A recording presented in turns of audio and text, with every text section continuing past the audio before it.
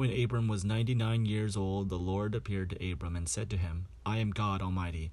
Walk before me, and be blameless, and I will make my covenant between me and you, and will make you exceedingly numerous.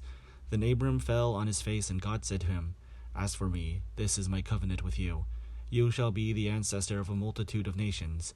No longer shall your name be Abram, but your name shall be Abraham, for I have made you the ancestor of multitude of nations. I will make you exceedingly fruitful, and I will make nations of you, and kings shall come from you. I will establish my covenant between me and you and your offspring after you throughout their generations for an everlasting covenant, to be God to you and to your offspring after you. And I will give to you and to your offspring after you the land where you are now an alien, all the land of Canaan, for a perpetual holding, and I will be their God. God said to Abraham, As for you, you shall keep my covenant, you and your offspring after you throughout their generations. This is my covenant, which you shall keep between me and you and your offspring after you. Every male among you shall be circumcised. You shall circumcise the flesh of your foreskins, and it shall be a sign of the covenant between me and you. Throughout your generations, every male among you shall be circumcised when he is 8 years old, including the slave born in your house, and the one brought with you your money from any foreigner who is not of your offspring. Both the slave born in your house and the one bought with your money must be circumcised. So shall my covenant be in your flesh, an everlasting covenant.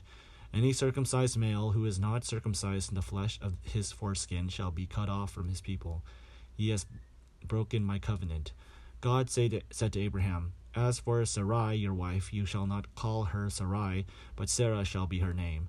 I will bless her, and also give you a son by her.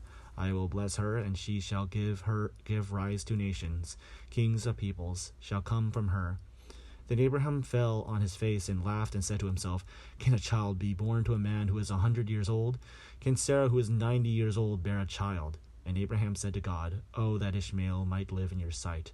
God said, No, but your wife Sarah shall bear you a son, and you shall name him Isaac. I will establish my covenant with him as an everlasting covenant for his offspring after him. As for Ishmael, I have heard you. I will bless him, and make him fruitful and exceedingly numerous.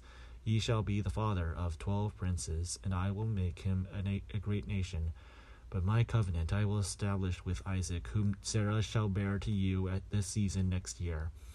And we had finished talking with him. God went up from Abraham. Then Abraham took his son Ishmael and all the slaves born in his house, or bought with his money, every male among the men of Abraham's house, and he circumcised the flesh of their foreskin that very day, as God had said to him. Abraham was 99 years old when he was circumcised in the flesh of his foreskin, and his son Ishmael was 13 years old when he was circumcised in the flesh of his foreskin.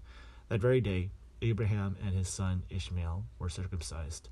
And all the men of his house, slaves born in the house, and those bought with money from a foreigner, were circumcised with him.